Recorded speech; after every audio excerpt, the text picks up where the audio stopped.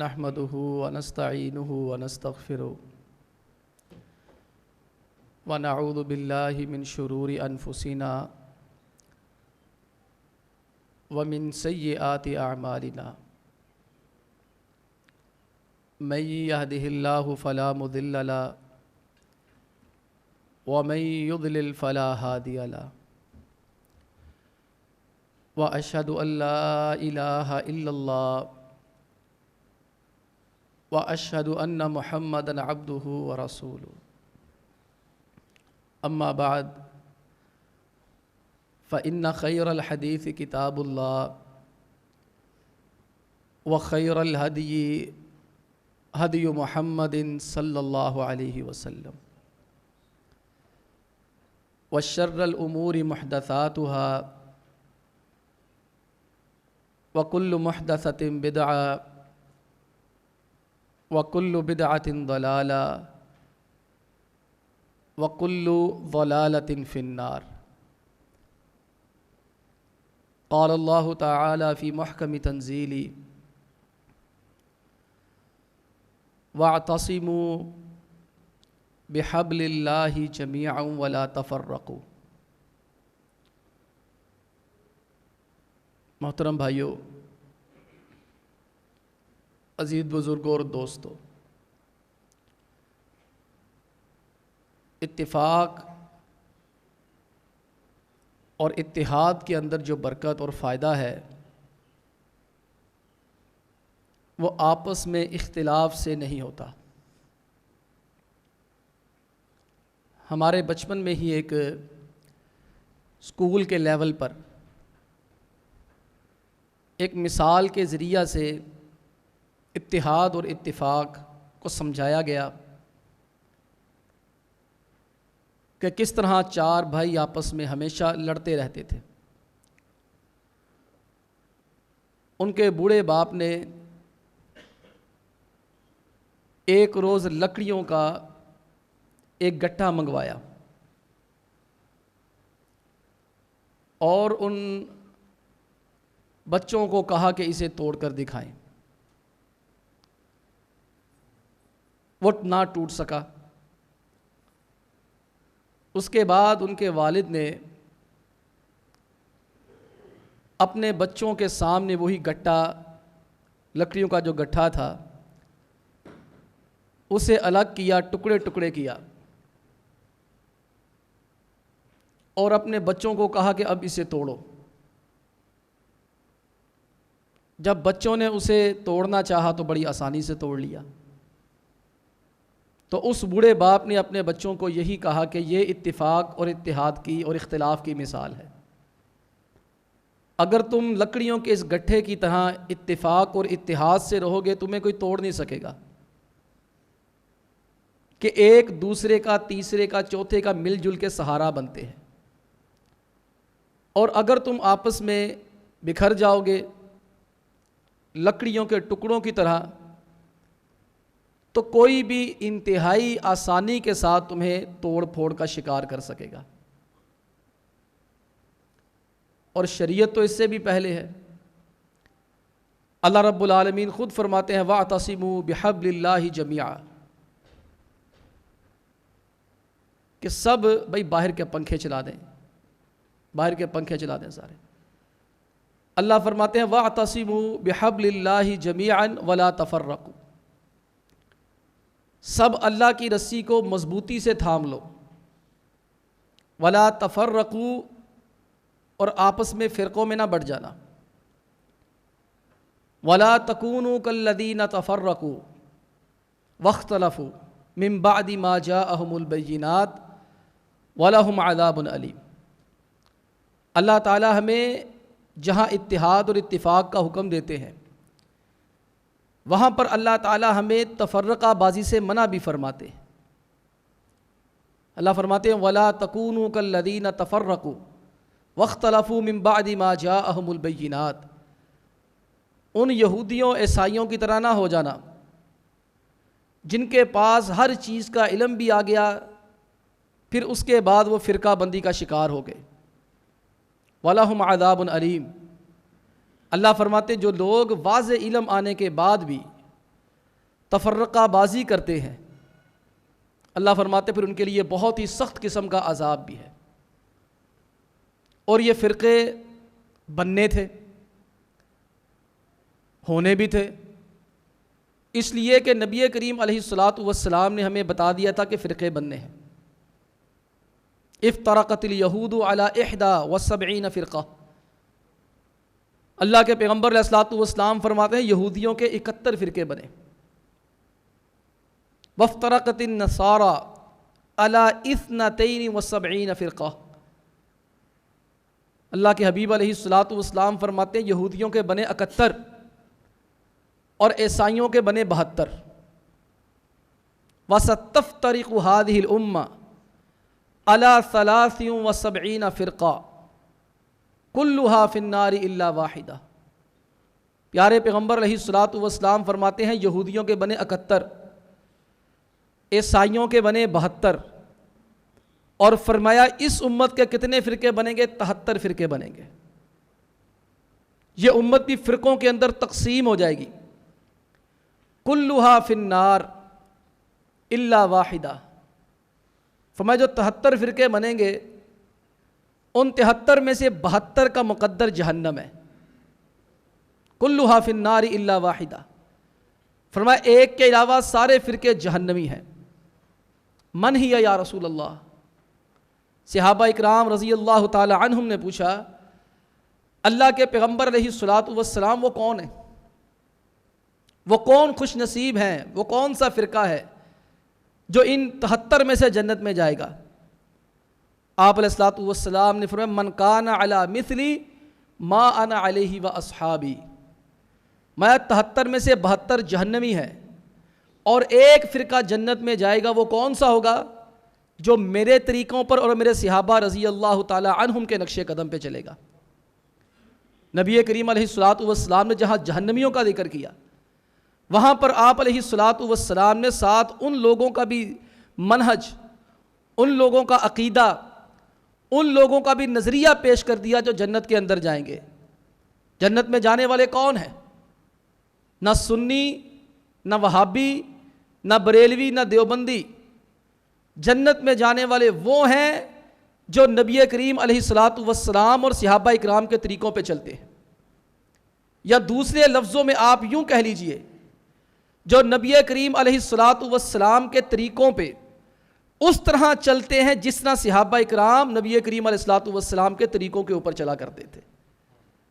یہاں یہ بات بالکل غلط ہے، اپنا چھوڑو نہیں، کسی کو چھیڑو نہیں، فرقہ بندی نہیں ہونی چاہیے۔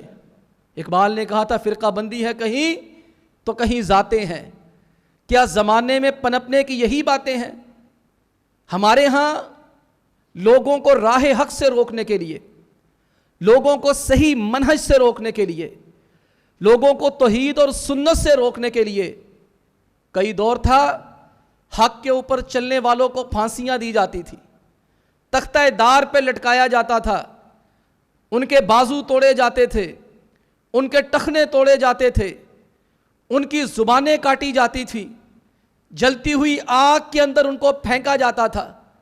اگر میں صرف 1857 کا تذکرہ کروں تو 1857 میں دلی کے اندر تقریباً 3 لاکھ لوگوں کو قرآن و سنت پر چلنے کی وجہ سے سولی دی گئی تھی، اور 1857 میں بنگال کے اندر، بنگلہ دیش میں تقریباً 1857 ہی میں ایک سال کے اندر تقریباً 2 سے 2.5 لاکھ لوگوں کو اس لیے مارا گیا تھا ان کی داڑیاں پوری تھی، اس لیے مارا گیا تھا ان کی شلواریں ٹخنوں سے اونچی ہوتی تھی، اس لیے مارا گیا تھا کہ ان کی داڑیاں پوری ہوتی تھی، اس لیے مارا گیا تھا کہ وہ لوگ 5 وقت کی نمازیں پڑھنے کے لیے مسجد میں آیا کرتے تھے۔ جب 1857 میں جنگ آزادی کی لہر چلی تھی نا، تو اس وقت انگریز نے دیکھا اس کے مد مقابل کون لوگ ہیں، تو انگریز نے کہا کہ جو 5 وقت کا نمازی ہے اس کو پھانسی، جس کی شلوار ٹخنوں سے اونچے اس کی پھانسی، جو داڑھی پوری رکھتا ہے اس کو پھانسی، جو 5 وقت کا نمازی ہے اس کو پھانسی۔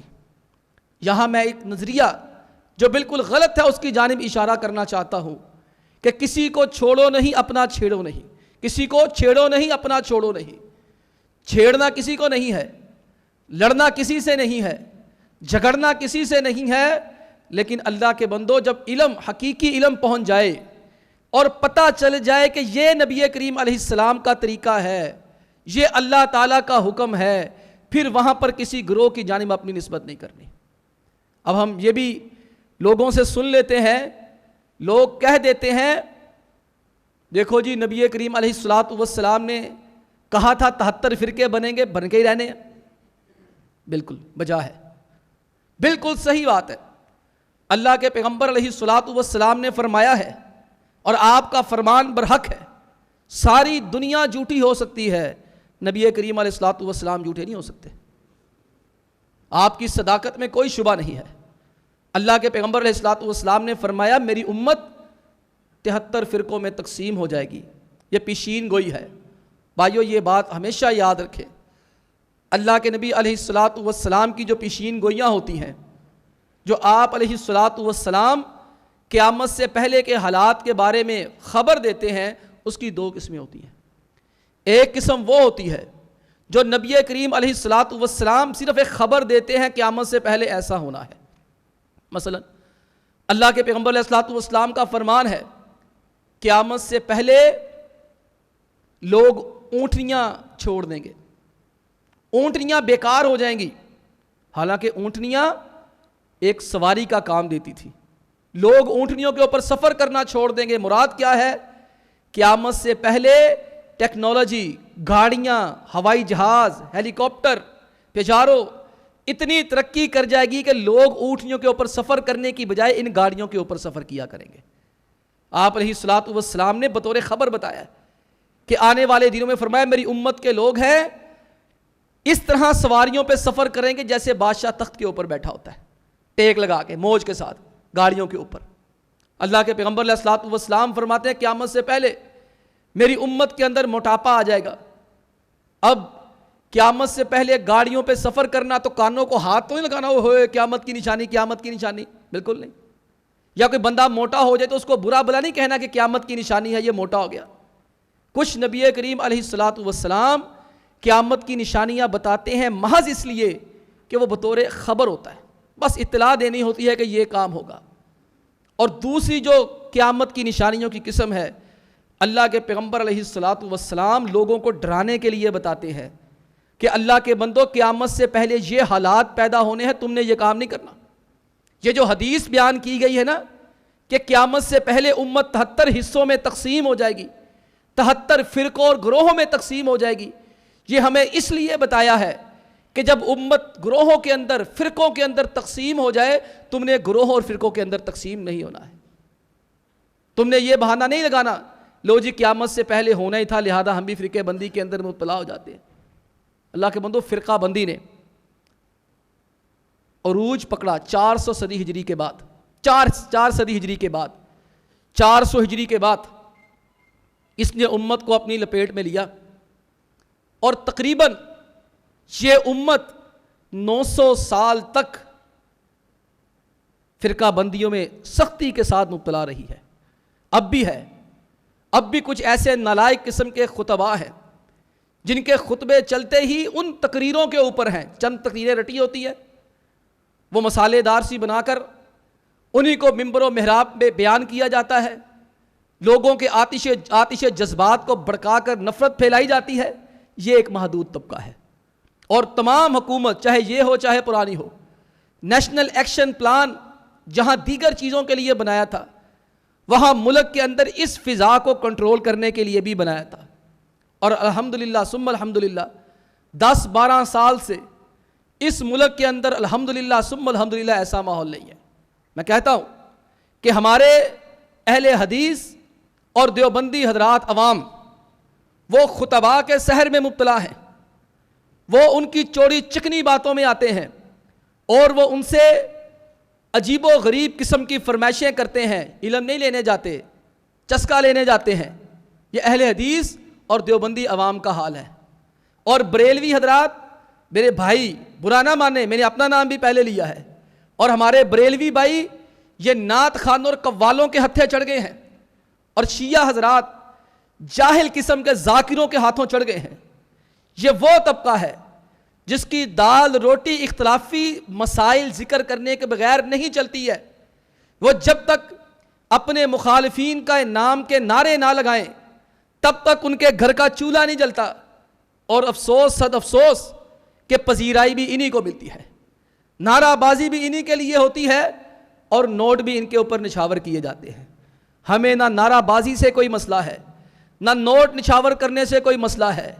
مسئلہ اس بات سے ہے کہ یہ جو عوام کے جذبات سے کھیل کر معاشرے کے اندر نفرتیں پروان چڑھاتے ہیں، اس سے بعد آئے. یہ 400 ہجری کے بعد ایسا ہوا. آپ یقین کریں گے علامہ شعرانی رحمۃ اللہ علیہ انہوں نے اس موضوع کے اوپر لکھا، کتنی نفرت پھیل چکی تھی آپس میں فرقہ بندی کی وجہ سے. اس قدر نفرت کا عالم تھا 400 ہجری کے بعد. علامہ شعرانی رحمہ اللہ فرماتے ہیں ماوراء النہر کے جو علاقے تھے، یہ ہمارے غالباً ازبکستان، یہ جو افغانستان اور یہ اس لائن میں جو دیگر علاقے ہیں، علامہ شعرانی رحمہ اللہ فرماتے ہیں میں نے سنا کہ وہاں شافعیوں اور حنفیوں کے اندر اتنی لڑائی ہوتی تھی، یفطرون فی نہار رمضان، ان کے ہاں مناظرے چلتے تھے اور وہ مناظرے کرنے کے لیے رمضان کے روزے بھی نہیں رکھتے تھے. انا للہ و انا الیہ راجعون. یہاں بھی مناظرانہ فضا تھی نا. میں بھی مشہور ہو سکتا ہوں، میں بھی یہاں 7 والی مسجد والوں کو للکارا مار دوں آج، اور تاڑی ایسی تھی تیسی، آؤ میں نہ مناظرہ کرو، آؤ رفع الیدین تے مناظرہ کر لو، آؤ فاتح خلف الامام تے مناظرہ کر لو. جناب بات پھیلے گی، میری شہرت ہوگی، بدنام جو ہوئے تو کیا نام نہ ہوگا؟ شہرت تو ہو جائے گی نا، لوگوں کو پتہ تو چل جائے گا نا کہ آگ لگا دی ہے اس نے، تیلی لگا دی ہے. یہاں تک حال پہنچ چکا تھا. امام شعرانی رحمہ اللہ فرماتے ہیں ماوراء النہر کے علماء، شافی علماء، عام لوگ بھی نہیں، شافی علماء، حنفی علماء، وہ رمضان کے روزے نہیں رکھتے تھے لیتقووا علی الجدال، تاکہ جب مناظرہ آئے نا تو ان کے جو آوازیں ہیں نا وہ زیادہ اونچی ہو سکے. یہاں تک نوبت پہنچی، اور یہاں تک کتابوں میں لکھ دیا گیا. ایک عالم ہے بہت بڑے، محمد بن موسیٰ حنفی رحمہ اللہ، ہم تو پھر بھی ان کو رحمہ اللہ ہی کہیں گے اور کچھ نہیں کہیں گے. وہ فرمایا کرتے تھے لو کان لی امر لاخذت الجزیہ من الشافعیہ انا للہ و انا الیہ راجعون، انا للہ و انا الیہ راجعون. اور بھائیو جزیہ کس سے لیا جاتا ہے؟ اور بتاؤ کس سے لیا جاتا ہے جزیہ؟ کافروں سے لیا جاتا ہے. یہ ایک عالم دین یہ پرورش کریں گے لوگوں کی، یہ ذہن سازی کریں گے لوگوں کی. یہ فتنہ پھیلانے والے، تفرقہ بازی پھیلانے والے کہتے ہیں لو کان لی امر لاخذت الجزیہ من الشافعیہ، اگر مجھے گورنمنٹ مل گئی نا تو میں نے شافی لوگوں سے جزیہ لیا کرنا ہے. یہاں تک حالات پہنچ گئے. آج سعودی عرب کو برا کہتے ہو، ملک عبدالعزیز کو برا کہتے ہو، کہتے رہو جو مرضی کو. کسی نے برا کہہ کے آج تک ان کا کیا بگاڑ لیا ہے جو آگے بگڑ جائے گا؟ ان کا قصور کیا ہے؟ ملک عبدالعزیز رحمہ اللہ نے سارے کام ایک طرف. ملک عبدالعزیز رحمہ اللہ کی حکومت سے پہلے بیت اللہ کے اندر 4 مصلے ہوتے تھے. یہ وہ ہے کسی کو چھیڑو نہیں اپنا چھوڑو نہیں. آپ تصور کریں اس مسجد کے اندر 4 مصلے بچ جائیں تو کیسا لگے گا؟ کیا خیال ہے؟ 4 مصلے میں یہاں بچھا دوں، 4 امام یہاں رکھ دوں، کہ شافعی امام، ایک حنفی امام، ایک حنبلی امام، ایک مالکی امام، نتیجہ کیا نکلے گا؟ کیا اس کی ریپوٹیشن مسجد کی اچھی رہے گی؟ کسی کو چھیڑو نہیں اپنا چھوڑو نہیں. ملک عبدالعزیز رحمہ اللہ اس کی حکومت سے پہلے کوئی چھوٹی موٹی مسجد نہیں، بیت اللہ کے اندر، خانہ کعبہ کے اندر 4 مصلے ہوتے تھے. ایک حنفی مصلی، ایک شافعی مصلی، ایک حنبلی مصلی، ایک شافعی حنبلی مالکی مصلی. کیا ہوتا تھا؟ چاروں مصلے والے، چاروں فقہ والے ایک دوسرے پیچھے نماز پڑھنا گوارہ نہیں کرتے تھے. حنبلی بیٹھے ہوئے ہیں، مالکیوں کی اذان ہوئی ہے، حنبلی اس کے پیچھے نماز پڑھنے نہیں جا رہا.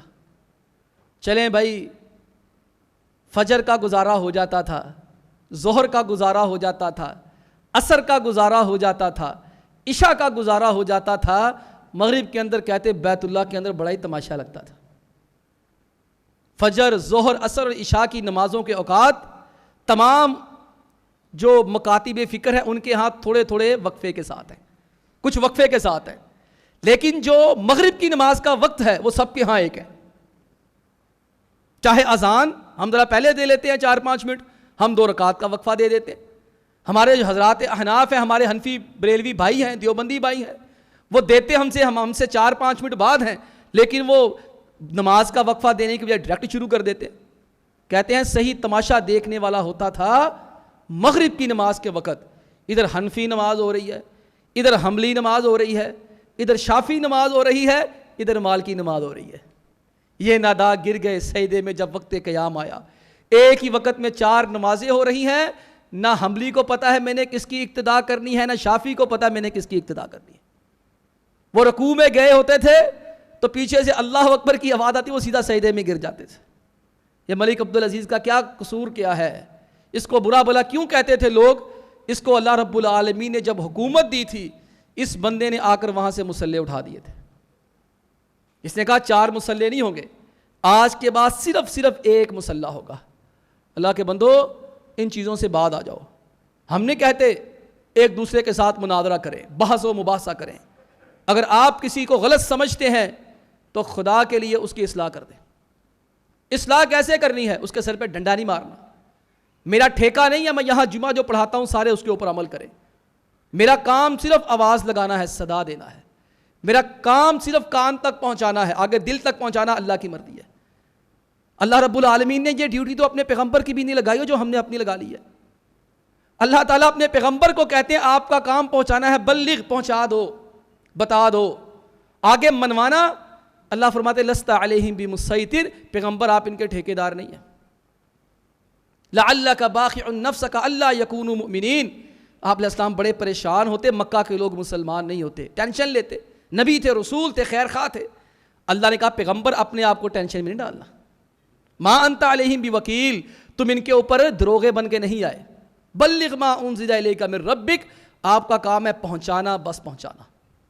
آگے کوئی مانتا ہے ٹھیک ہے، نہیں کوئی مانتا ٹھیک ہے، اس کی اپنی مرضی ہے. آپ آسن انداز کے ساتھ اس کو اپنی بات بیان کر دیں.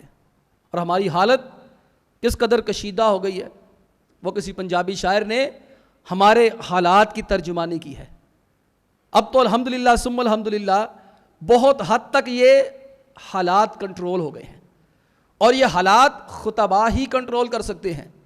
علاقے کے جو ائمہ مساجد ہیں، علاقے کے جو خطباء حضرات ہیں، ائمہ مساجد کے پاس تو کم لوگ آتے ہیں، لیکن خطباء کے ہاں ایک بھیڑ ہوتی ہے، ان کے ہاں لوگ آتے ہیں. یہ ائمہ اکرام سے زیادہ خطباء اور واعظین کا ذمہ بنتا ہے. ہمیں چاہیے اپنے اپنے علاقوں کے اندر اپنے اپنے خطباء کو اس چیز کا پابند کریں کہ آپ نے یہاں پر اگر اختلافی مسائل بیان کرنے ہیں تو دلائل کے ساتھ اپنی بات کریں.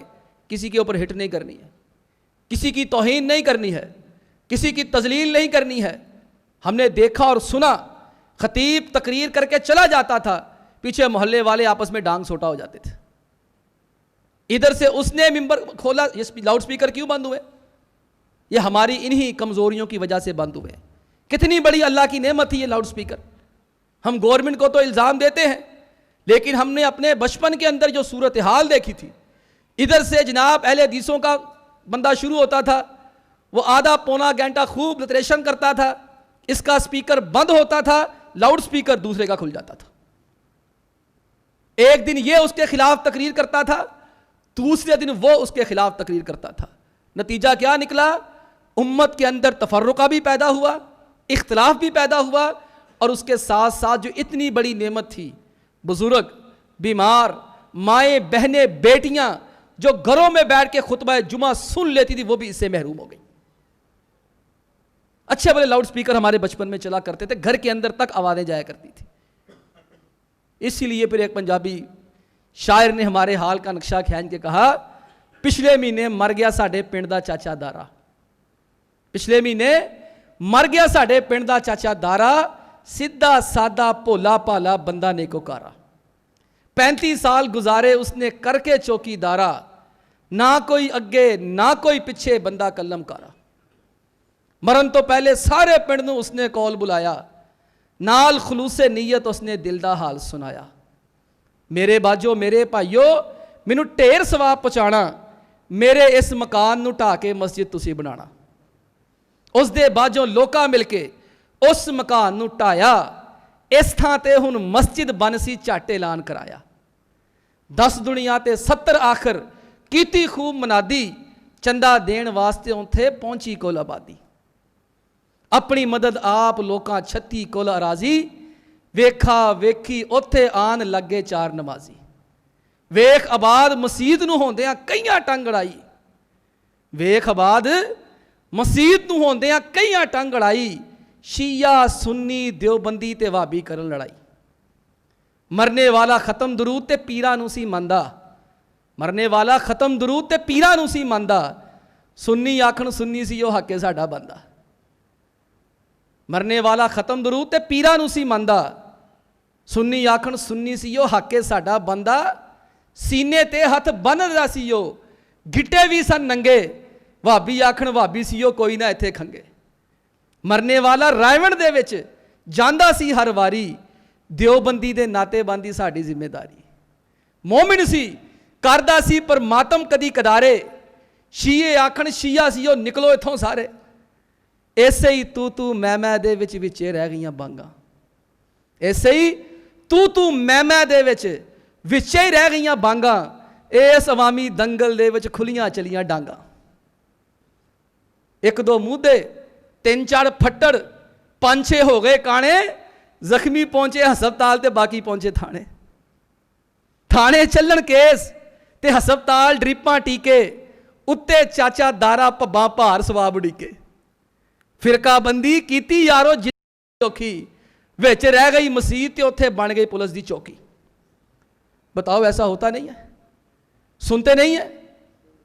سنتے ہو, دیکھتے ہو. یہاں بھی مسئلہ ہوا تھا, کوشش کی گئی, غلط تھے لوگ, ہمارے تھے غلط تھے. میں نے ان کو بھی کہا تھا غلط ہے, آج بھی کہتا ہوں غلط تھے. وہ جگہ ان کی تھی نہیں. میرے پاس بھی آتے تھے جمعہ لینے کے لیے درس میں, خبردار تصور بھی نہ کرنا میں اس جگہ پہ جاؤں گا. کبھی کسی کی سفارشیں, میرے پاؤں کو ہاتھ لگائے یہاں پر آ کر, کبھی داڑھیوں کو ہاتھ لگائے, کبھی پاؤں کو ہاتھ لگائے. میں نے کہا تصور بھی نہ کرنا کہ تمہاری شر انگیزی کے اندر میں حصے دار بنوں گا. کبھی سوچنا بھی نہ اس چیز کو کہ میں نے ایک اگر معیار قائم کیا ہے تو میں نے اپنوں کی ناراضی اٹھا کر بھی وہ معیار اپنا قائم رکھنا ہے. میں کیوں, چاہے میرا ہے, میرے مسلک کا ہے وہ غلط ہے, وہ غلط ہے.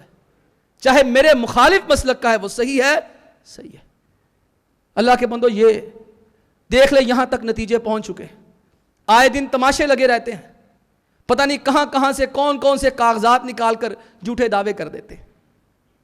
آپ آخر میں جو گزارش کرنا چاہتا ہوں, یہ اہل علم جو اپنی نسبتیں کرتے ہیں نا, فقہ حنفی کی جانب, فقہ مالکی کی جانب, فقہ شافی کی جانب, فقہ حنبلی کی جانب, حنفی کی جانب, اس کے کچھ اسباب ہیں.